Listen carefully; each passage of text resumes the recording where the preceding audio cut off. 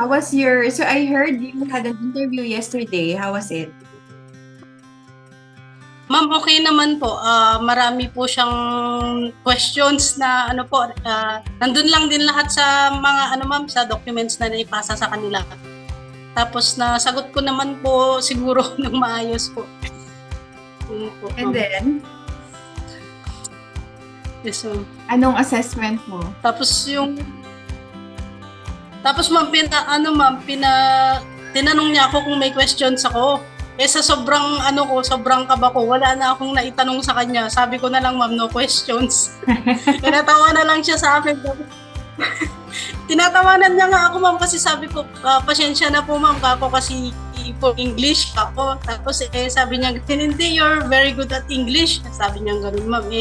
Yun po, nagpaalam na siya. Tapos sabi niya, see you. Sabi niya naman niya gano'n. Tapos in 2 days, sabi niya, ma'am, ilalabas na daw po yung result. Yun po. Alright. So what do you think? Positive naman ang pakiramdam mo with your application? Pakiramdam ko naman po, ma'am, positive na. Barok-barok yung Tagalog. Ay, yung English ko. Sige. May I know, bakit ka nag-apply for this program? Para kanino tong ginawa mo? Kasi, ma'am, first time ko kasing nakita tong si Ideal Visa, ma'am, sa kay Ma'am Jen, yung nagba-vlog po ng nasa New Zealand din siya.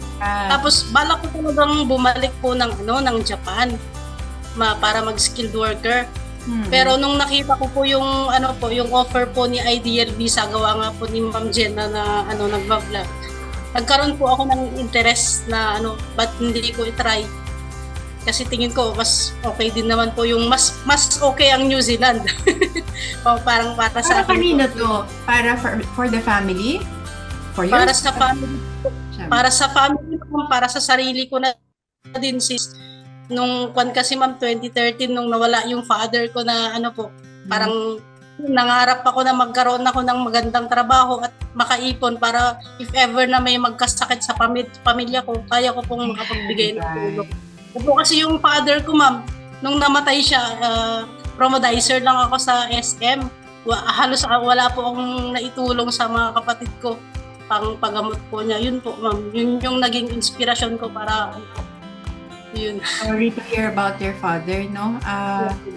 I hope he will feel proud about you with your decision because today the immigration said that you can now travel to New Zealand.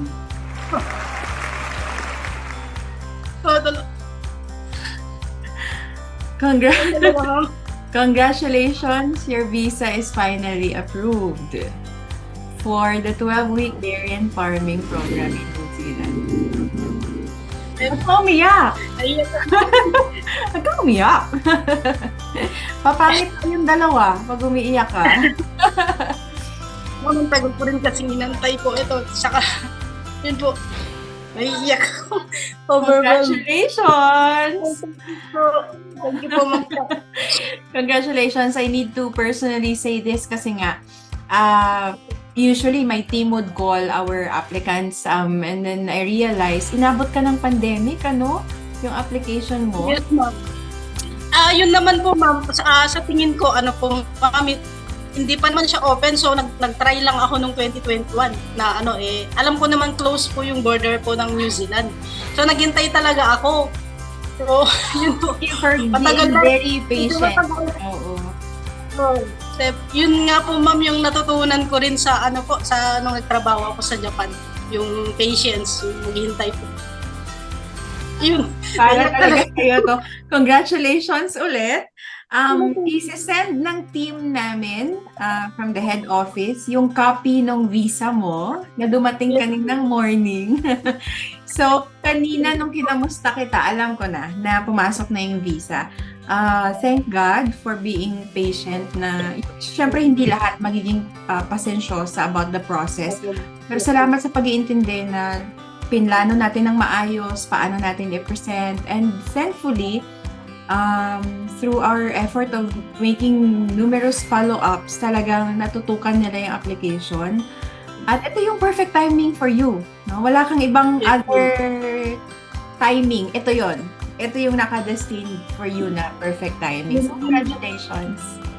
So, yun na din yung naisip ko, ma'am. Tsaka, yun, humingi ako ng pasensya kung meron man ako, ano po. Ilang yun. Nagpapasalamat po talaga ako sa inyo, ma'am Cha. Tapos sa team po ni Sir Kent na sobrang, ang haba ng pasensya. Sobrang happy ni Sir Ken. Mag-i-email siya sa'yo about your visa approval, okay? So, for now, go to your family, ibalita mo na yung good news para maka-join ka na rin sa pre-departure natin next week, okay? Kasi bubuuin natin yung mga next na mga paalis. Congratulations! God bless you! Sige. Salamat. Thank you, Kat. Bye-bye. Bye po.